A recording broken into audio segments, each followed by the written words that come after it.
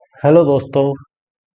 आज साधारण ब्याज और चक्रवर्ती ब्याज का मैं आपके लिए नेक्स्ट वीडियो लेके आया हूँ, जिसमें हम कुछ और प्रॉपर्टीज के बारे में डिस्कस करेंगे। जैसे कि हमने पिछले वीडियो में प्रीवियस ईयर के कुछ क्वेश्चन सोल्व किए थे, आज हम कुछ और प्रॉपर्टीज के बारे में डिस्कस करेंगे। जैसे कि मैं बता देता हूँ पैटर्न आपको। जब कोई धनराशि जब कोई धनराशि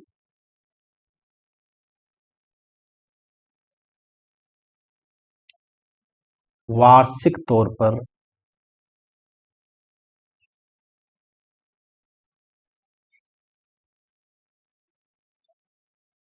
उधार न देकर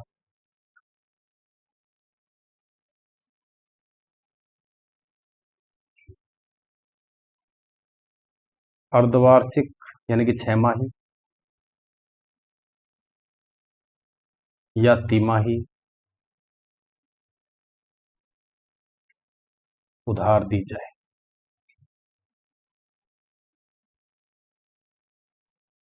उस वक्त हम चक्रवर्ती ब्याज कैसे ज्ञात करें। ठीक है, ये प्रश्न आपके सामने है, तो भी करते हैं डिस्कस। देखिए, एक एग्जाम्पल से हम इस बात को समझते हैं। एग्जाम्पल क्या है, जैसे क्वेश्चन ले लेते हैं हम। प्रिंसिपल है वो अब की बार 10,000 रुपये है, और रेट ऑफ इंटरेस्ट जो है वो है 10% पर एनम। किस पर? कंपाउंड इंटरेस्ट पर। टाइम आपको दे रखा है जैसे 2 ईयर। अब आपको पूछा है सीआई क्या होगा। नंबर 1 तो क्या पूछ लिया, सीआई क्या होगा। नंबर 2 आपको एक बात और पूछा है कि if interest is calculated half yearly, यदि ब्याज की गणना 6 माही की जाए, यदि चक्रवृद्धि ब्याज की गणना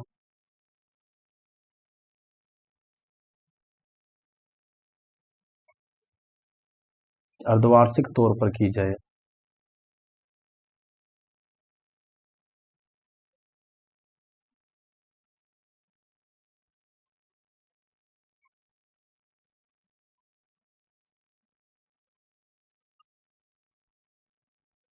तो चक्रवृद्धि ब्याज कितना मिलेगा या कितना बेनिफिट होगा।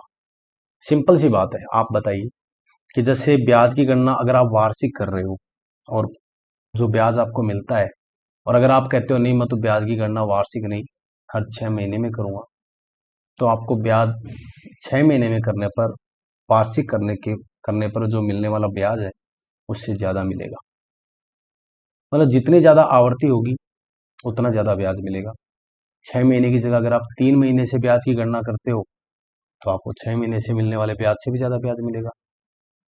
तो कहने का मतलब क्या है कि जितने साल में जितने ज्यादा टुकड़े करते जाएंगे ब्याज की गणना के लिए, उतना ही ब्याज आपको ज्यादा मिलेगा। देखिए, करते हैं हम इस क्वेश्चन को, ध्यान से समझिएगा। प्रिंसिपल 10,000 है, लिख लेते हैं।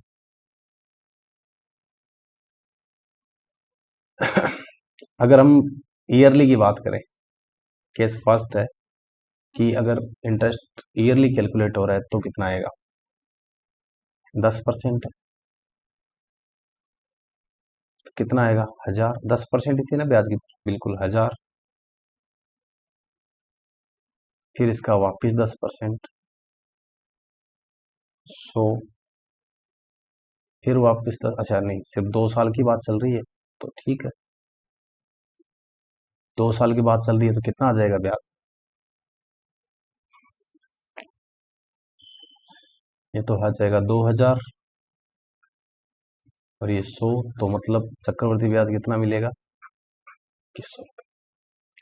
लेकिन जब ब्याज की गणना अर्धवार्षिक तौर पर की जाए, तो एक बात सुनना, अगर ईयरली कैलकुलेट हो रहा है तो 2 साल में कितने रोटेशन होंगे ब्याज गिनने के? 2। लेकिन अगर हाफ ईयरली हो रहा है तो आप बताइए 2 साल में कितनी हाफ ईयरली? 4। क्योंकि साल में 2 आती हैं तो 2 साल में 4, यानी साल के 2 टुकड़े हो जाते हैं जब हाफ ईयरली की बात कर रहे हैं। तो जितने टुकड़े ब्याज की दर भी उतना भाग दे दो। कैसे भाई? साल कितने थे, टाइम कितना था? 2 साल। हाफ ईयरली की बात की तो कितना हो गया? 4 हाफ ईयर। तो फिर ब्याज की दर कितनी थी? 10। अब उसको जहां साल में 10 गिन रहे थे, अब उसको 6 महीने में 5 और 5 गिनेंगे, यानी कितने टुकड़े कर देंगे? 2। और आप कहते हैं अगर मैं ईयरली कर रहा हूँ, सॉरी, 3 मंथ से कैलकुलेट कर रहा हूँ, तो आप कितना करते? 4 का भाग दे देते। अगर आप कहते हैं मैं तो मंथली कैलकुलेट कर रहा हूँ, तो 10 में 12 का भाग दे। ठीक है, यहाँ आ गया 5%। तो प्रिंसिपल तो आपका वही रहने वाला, कितना? 10,000।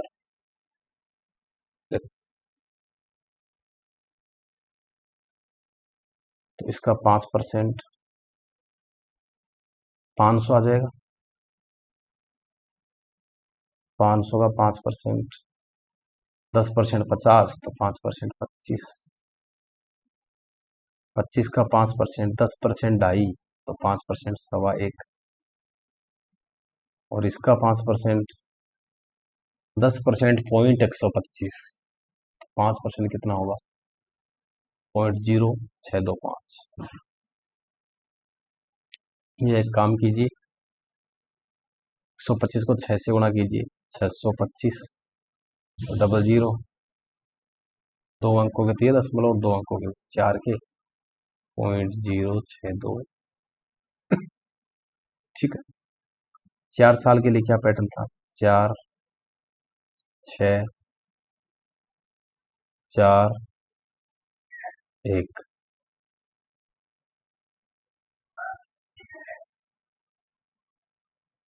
4, 6, 4, 1।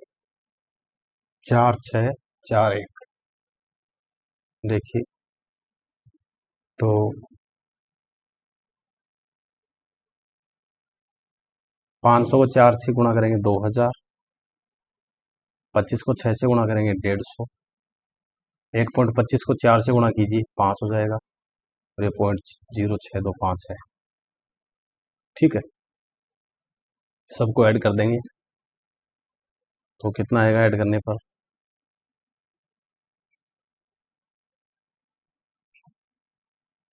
2155.0625। कहाँ तो आपको 2100 रुपये मिल रहा था, और कहाँ अब आपको 2155.0625 रुपये मिल रहा है। तो सीधी सी बात है, एक्स्ट्रा कितना मिल रहा है? 55.06225। एक एग्जाम्पल से और क्लियर करते हैं इसी बात को।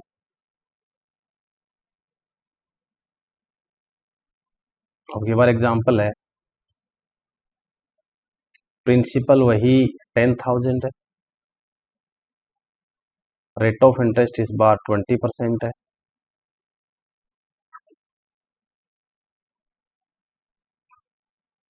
और टाइम अब की बार है 2 ईयर्स। यदि ब्याज की गणना अर्धवार्षिक तौर पे हो,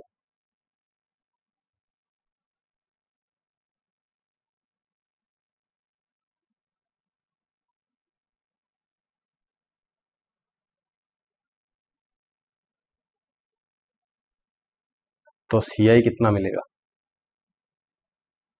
ठीक है, सिंपल पैटर्न है वही, प्रिंसिपल ले लीजिए 10,000। अब 20% है तो वो कितना हो जाएगा? 10%।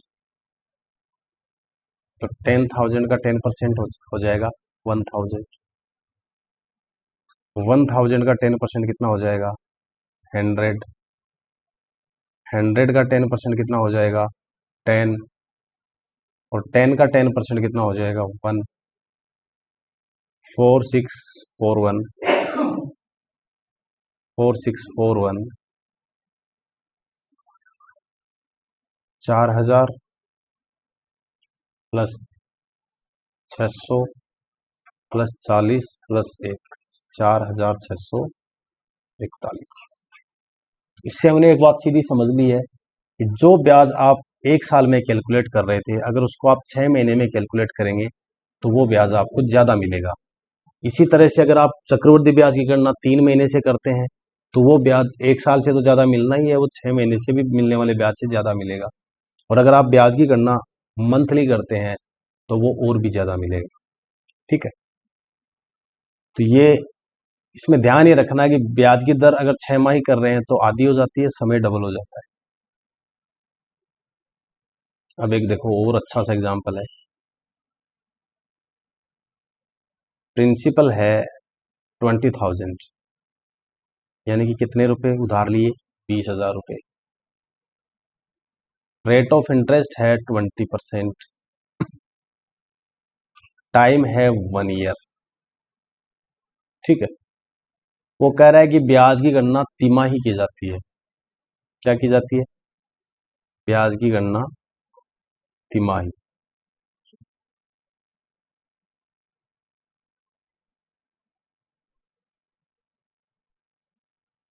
तो बताओ चक्रवृद्धि ब्याज कितना मिलेगा, या एक साल से मिलने वाले ब्याज से कितना ज्यादा मिलेगा? सीधी बात, आप तो सीआई निकाल लेना। क्योंकि देखो एक साल के लिए तो सीधी बात है 20,000 का 20%, 4,000 आ जाएगा। लेकिन हमें तो तिमाही गणना करनी है। तो आप बताइए एक साल में कितनी तिमाही आती है? 4। तो ब्याज की दर में तो भाग दे दीजिए 4 का, तो 5% रेट रह जाएगी। और टाइम कितना आ जाएगा? 4 इंटरवल्स। 4 कितने कितने अंतराल? 3-3 माह के। अब वही प्रिंसिपल अमाउंट आप लिख लीजिए 20,000। 5% कितना आएगा इसका? 10%। आपको पता है 2,000 है तो 5% कितना आएगा? 1,000। इसका वापिस 5% कितना आएगा? 10% 100 है तो 50% 5। 5% 50। फिर वापिस 5%, 10% 5 है तो 5% 2.5। और 2.5 का 5% कितना आएगा? तो 0.25 का भी आधा कितना होता है? 0.125। वही 4 साल के लिए, 4 इंटरवल्स के लिए 4, 6, 4, 1।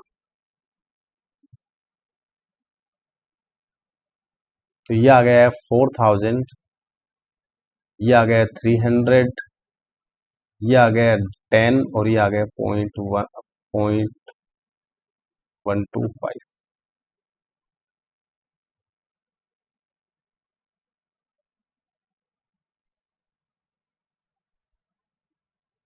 अब देखिए 4,000 में 300 जोड़ेंगे, 4300। 4310.125 रुपये। और ऐसे कितने मिल रहे थे? 4,000। अब सिंपल सा आप खुद ही सोच लीजिए कि जो ब्याज हमें एक साल में 4,000 दे रहा था, और मैंने जैसे ही ब्याज की गणना तिमाही करी, मुझे 310.125 रुपये एक्स्ट्रा मिल रहे हैं। ये तो एक छोटे सी धनराशि 20,000 पर है। यही 20,000 जब 2 लाख हो जाता है तो ये 3,100 के आसपास जाता है डिफरेंस। और जैसे ही ये 20 लाख जाता है तो ये 31,000 के आसपास। और ये तो मात्र एक साल की बात है। ऐसे कितने इंटरवल होते होंगे? तो जितने ज़्यादा इंटरवल्स होंगे उतना ही ब्याज एक्स्ट्रा देना पड़ेगा। अब एक ऐसे ही लॉजिकल क्वेश्चन अपन डिस्कस करते हैं। बहुत अच्छा क्वेश्चन है, देखिए। एसएससी में एग्जाम में पूछा हुआ प्रश्न है, सीजीएल के अंदर, कि एक व्यक्ति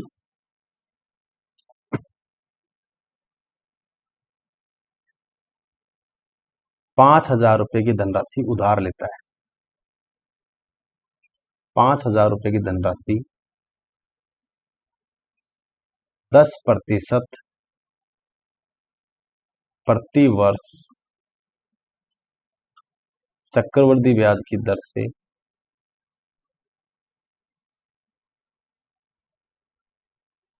3 वर्ष के लिए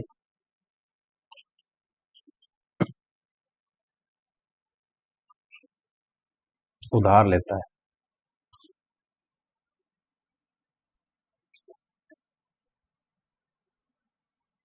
वह प्रत्येक वर्ष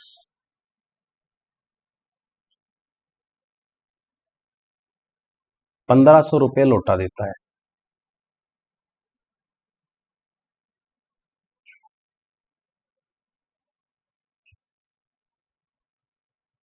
बताइए तीसरे वर्ष के अंत में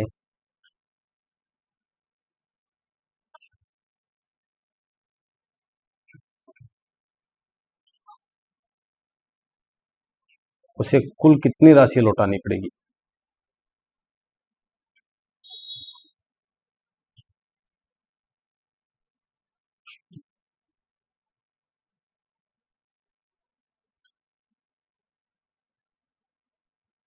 पहले तो प्रश्न को समझिए, प्रश्न कह क्या रहा है। एक व्यक्ति है जिसने 5,000 रुपये किसी से उधार लिए, किस दर पे, 10% की दर से। कितने साल के लिए, 3 साल के लिए। हर साल क्या करता है वो, 1500 रुपये अगले को दे देता है। और ऐसा वो कितने साल तक करता है, हर साल के अंत में करता है वो। तीसरे साल अब उसको हिसाब चुकता करना है, तो बताइए वो तीसरे साल टोटल कितनी राशि लौटाएगा। करते हैं डिस्कस, देखो बहुत अच्छा क्वेश्चन है, कैलकुलेटिव है।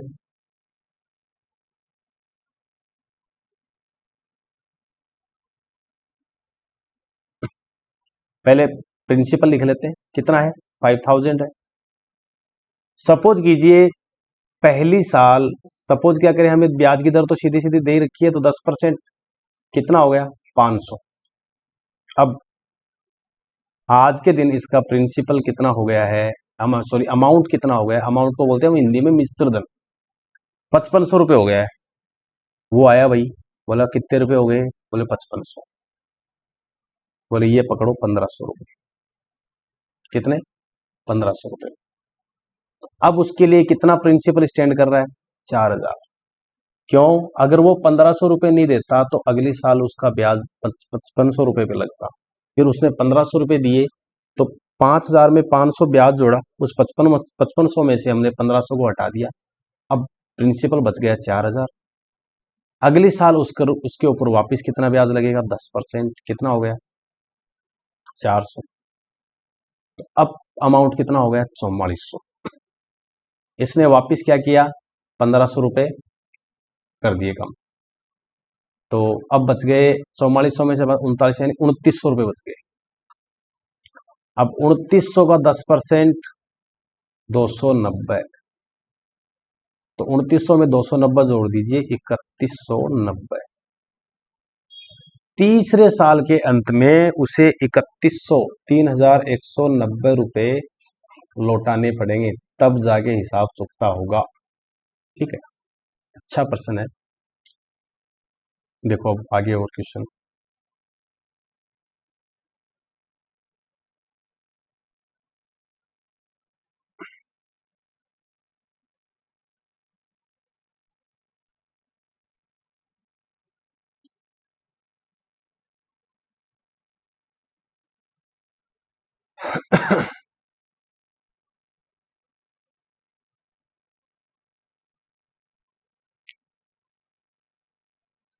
अगला क्वेश्चन आपके सामने है। प्रिंसिपल अमाउंट आपको दे रखा है 10,000। प्रिंसिपल अमाउंट आपको कितना दे रखा है, 10,000 रुपये। ब्याज की दर है आपके सामने 10% प्रति वर्ष। ठीक है, अब समय आपको दे रखा है 1.5 साल। टाइम आपको कितना देखा है, 1.5 वर्ष। आपसे पूछा है कि यदि ब्याज की गणना 6 माही की जाए,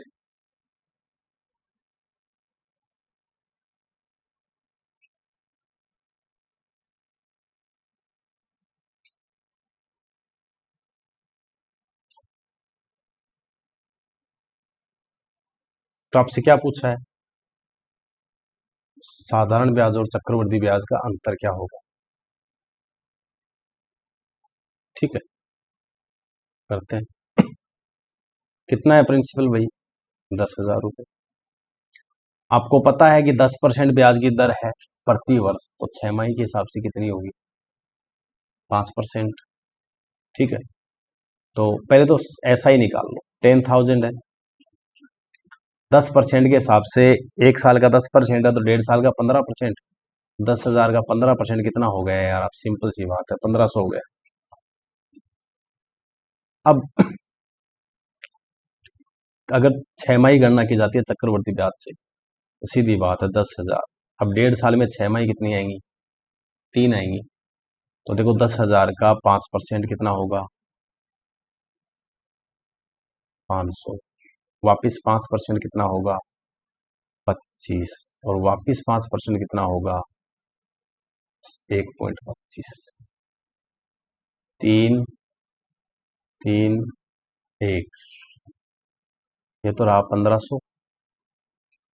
75 प्लस 1.25।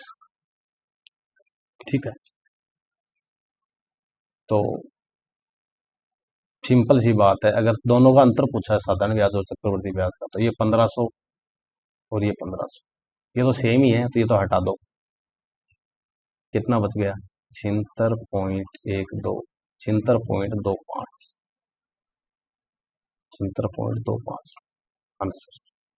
एसएससी एमटीएस 2020 में ये क्वेश्चन आया हुआ है, टीयर फर्स्ट, 12 अक्टूबर 2021 को। किसमें आया हुआ है? एमटीएस के एग्जाम में। चलो आगे क्वेश्चन करते हैं डिस्कस।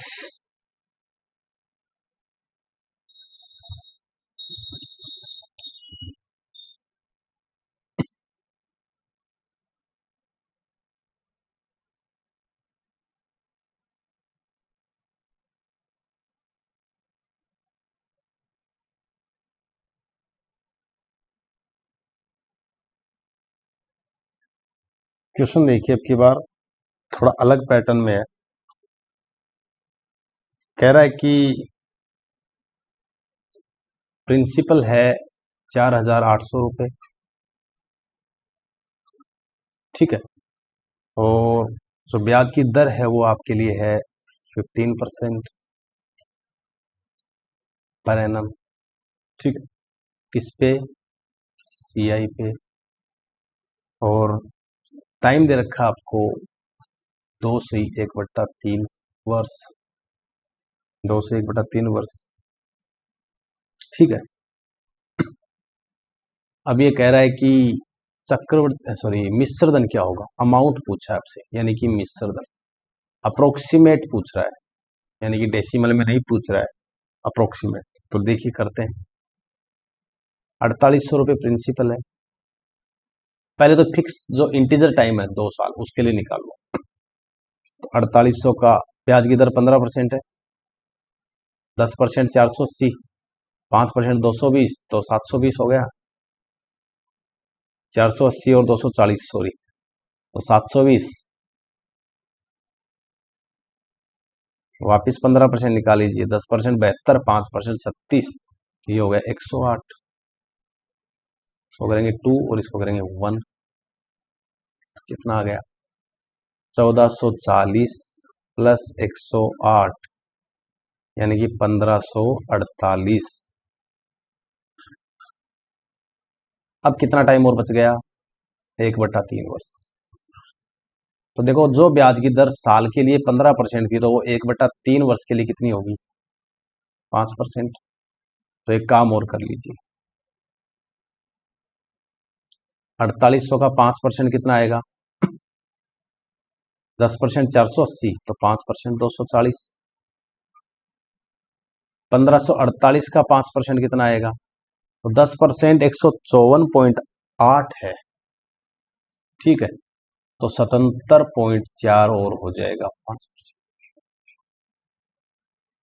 अब इन सारे डेटा को 4800 में जोड़ दीजिए, 4,800, 1548, 240 और 77.4। हालांकि अपन से आंसर तो किस में पूछा है? इंटीजर वैल्यू में पूछा है, बट पहले अपन पूरी वैल्यू तो निकालें। ये 0.4, तो 7 और 8 15, 7 4 11, 4 15 और 1 16, 5 2 7 और 8 15 और 1 16, 4 1 5 और 1 6, 6,665। 6,665। अगर 0.4 है तो आप इसको अप्रोक्सीमेट कितना मान सकते हो? 6,000 1.4 तो इसको अप्रोक्सीमेट आप मान लीजिए 6,665 रुपये। ये भी एसएससी एमटीएस में आया हुआ है 2020 में।